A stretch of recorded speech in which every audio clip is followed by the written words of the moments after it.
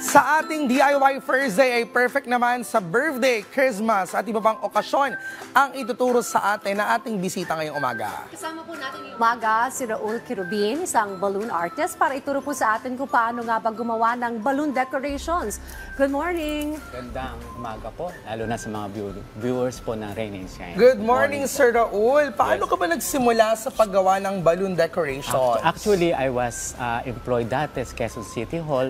Then I was one of the balloon trainer there under the Social Service Development Department. Okay. Then we conduct mga caravan within the barangay.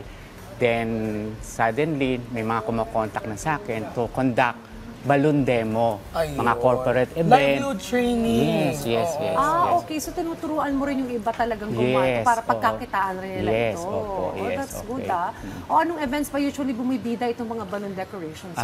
Wedding, debut, store opening, and mga corporate events. Kahit Christmas events pwede din, ano? Yes. Mostly sa stage, magpo-put up sila to make it lively using the balloons. Yes. Dami rin kasi mga reunion tsaka gathering ngayon. Yes. Pero may iba't ibang klase ng balloon decorations, diba? Para meron din tawag na backdrop side. Tell us more. Actually, we have pillars, yung parang estancia, then art, and yung trending ngayon, organic designs. Yan. Okay. Yes. Ano ba yung mga klase ng globo na usually ginagamit? Siyempre yung mga equipment na gagamitin natin ngayon. Yan. Actually, during yung magkakandak ka ng magde-design ka, we use round balloon, isang malaki, isang maliit, that is size 5. Then the big one, that is size 12. We use also long balloons. Then transparent balloons. Ito yung ginagamit yung balloon within a balloon. Ang galing. Then, ito yung mga printed. As for equipment, we use, ito na nga. Mas mabilis yan. Yes, mas mabilis yan. Pero meron din itong Ito hand pump is used, this is used for this. Dito, para sa long balloon. Pero sa round balloon, we use this, like that. Parang, May dumating bang ba? Ayun na. Sige, let's start our demo ngayong umaga. yes, Paano okay. ba? So, ang gagawin ko, gagawa ko ng topiary balloons. Okay. So, mag-inflate ako ng dalawang maliit na balloons. Okay. Ay, mas mabilis, ano, pag ganyan. Ano palitan natin? Actually, nag-inflate na ako. Gagayahin ko lang siya, yung size niya. So, this is one. Tapos, dalawa siya pagsasamahin natin. Uy, mura lang puhunan mo dito in fairness, ano, kung gagawin mo itong source of income, ano. Yes. Gano'ng katagal siya ginagawa isang ganito? Actually, it takes about 5 or 10 minutes. Okay, mabilis Sa bilis lang. Okay. Try ko Ayan. Ayun. So, dapat almost So, di gusto magkakasay yung mga ganyan yung mga nagpapalobo. Then, pagsasamahin ko siya. Mas mabilis talaga yung may equipment kaysa dito sa mga. Oo, pahirapan yan eh. Ay, hindi. Ayan. Okay. Ayan, in fairness. So, ang gagawin ko, that is topiary design, cluster of 8 round balloons, size 5, then 2 plus 2, Pag-samahin mo siya. plus, excuse, Ayun. Ayan. plus 2, that is 6, Okay, and then the other one. and this is 8. Meron na agad tayo. Ay, ang ganda. Then, I love will it. use, lalagyan ko siya ng stem, but this time, spiral siya, which is already inflated. So, gagawin ko lang.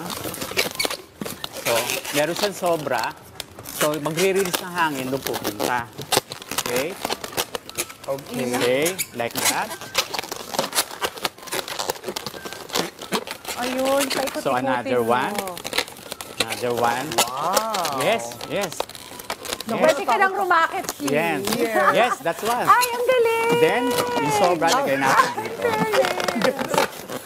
Ito lang yung Okay, yun yung gagamitin mong pang-ikot. It can be a hanging decor na. Ang ganda! Ang galing. Ang ganda. Ang bilis ah. Yes. Sabi ko, Sanay na sanay. Yes, it takes minutes.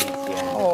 Gano'ng katagal? I mean, of course, ito 5 to 10 minutes, pero yan ang bilis ko nagawa. Pero pag simula ka, usually mga tinitrain mo, gano'ng katagal nila ginagawa yan? Sabi nga, in one sitting, hindi naman kaagad, di ba? Pero during sa seminar, after ng seminar, kahit zero knowledge sila, siguro sa tamang pagtuturo lang. So after noon, alam na nilang gawin. Gano'ng mo nakatagal sa balloon industry? I think mga 15 years na yan. 15 years. Pero actually, nga pala, pwedeng next week, meron akong training ng balloon. Okay. Pwedeng Saan yan? po. Sige nga. So, I'd like to invite everybody, lalo na yung mga aspiring na matutong mag-decor.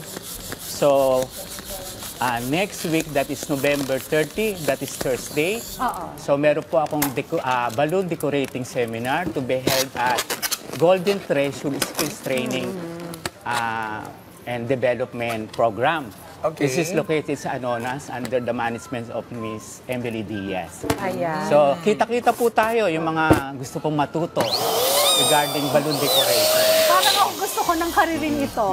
In fairness. So, gusto makita yung paano paggawa ng balloon within a Yes. balloon? Sige nga, sige nga. Okay.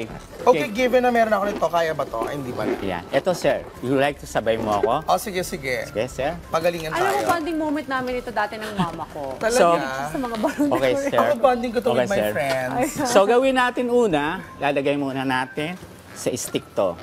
Ito muna. Yes. Okay. Then, pasok natin dito. Pasok Nako, natin. parang ang Pero hirap hindi naman. masasagad, sir, ha? Okay. Yan. Then, i-inflate natin.